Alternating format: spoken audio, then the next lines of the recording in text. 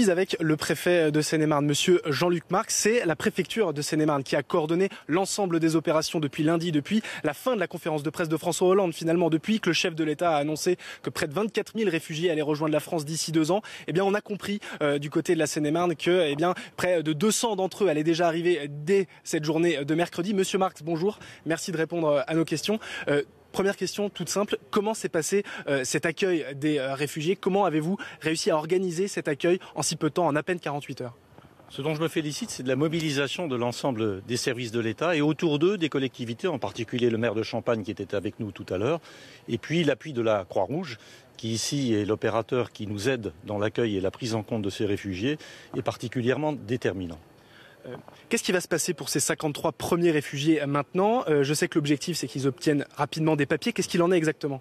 Aujourd'hui, ils s'installent et dès demain matin, nous commencerons avec chacun et chacune d'entre eux à regarder leur situation pour faire en sorte que dans les 10 à 15 jours qui viennent, s'ils y ont droit, et je pense que c'est le cas de la totalité ou de la quasi-totalité d'entre eux, ils se voient délivrer une carte statutaire de réfugiés et puissent ainsi prétendre à un logement plus durable que les conditions tout à fait dignes dans lesquelles ils sont aujourd'hui, mais qui peuvent évoluer plus favorablement.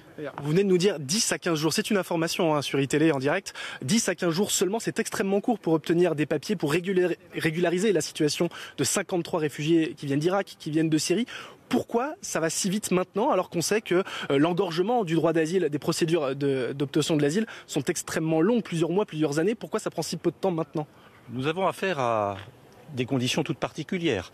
Ces réfugiés nous arrivent d'un pays voisin, l'Allemagne, dans des conditions d'accueil qui ont déjà été organisées au niveau européen. Premièrement. Deuxièmement, nous pouvons mettre en place, grâce aux renforts qui seront affectés en préfecture, une filière particulière pour faire en sorte qu'encore une fois, il n'y ait pas d'engorgement et que sur l'ensemble du territoire national, les 24 000 personnes qui sont attendues puissent être accueillies dans de bonnes conditions. Le ministre de l'Intérieur, vous le savez, réunira d'ailleurs samedi matin l'ensemble des maires et des préfets concernés pour faire en sorte que le processus soit un processus fluide et efficace. Justement, peut-être une dernière question avec vous, monsieur le préfet, monsieur Marx.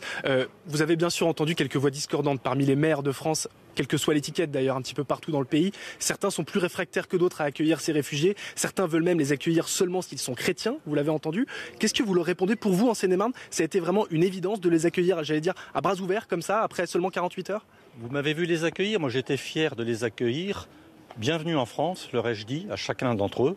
Je crois que c'est l'honneur de notre pays, que c'est à la fois conforme à la tradition d'asile de notre pays et bien évidemment conforme à la politique gouvernementale qui est appliquée ici en Seine-et-Marne aussi efficacement que possible.